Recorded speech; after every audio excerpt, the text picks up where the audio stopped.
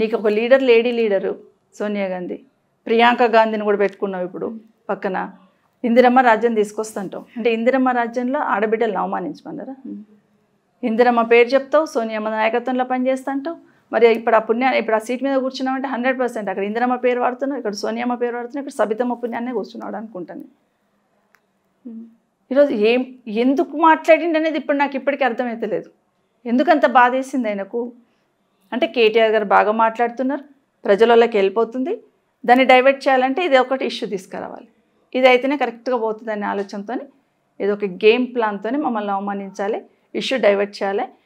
కేటీఆర్ గారు చెప్పింది బాగా వివరంగా చెప్పిన్నాడు.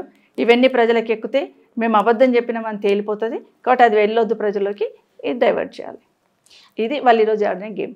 అంటే సభ తర్వాత జరిగినటువంటి చిట్చాట్లో కూడా రేవంత్ రెడ్డి గారు మాట్లాడుతూ మోసం అనేటువంటి దానికి పర్యాయ పదం మీరు అంటున్నారు, ప్రత్యామ్నాయం మీరు అంటున్నారు. ఎట్లా చూస్తారు దీన్ని? దేనికి మోసం చేశాను? మరి నువ్వెందుకు చంద్రబాబు నాయుడు మోసం చేసి వచ్చినావు కాంగ్రెస్ పార్టీలోకి?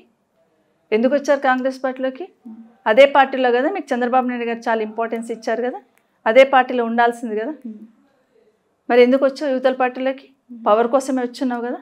మరి చంద్రబాబు నాయుడు ఎందుకు మోసం చేసి వచ్చావు? అడగరా మిమ్మల్ని? మరి నీ లీడర్ నేను అంత పైకి తీసుకొచ్చినప్పుడు ఎందుకు మోసం చేసి వచ్చావు? మరి ఆ రోజు నాకు పార్టీలో నువ్వు ఉన్నప్పుడు, పార్టీలో ఇబ్బంది అవుతున్నప్పుడు మరి అప్పుడెందుకు రాలేవు అండగా?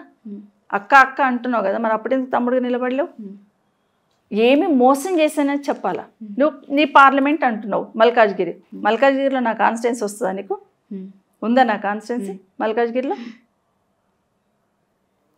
బట్ ఈరోజు ఏం మోసం చేశానని చెప్పాల్సిన అవసరం ఉంది. ఇంకా నువ్వు పార్టీలోకి వచ్చిన తర్వాత కనీసం మాట్లాడడానికి కూడా నోరెత్తకుండా కూర్చున్నావు.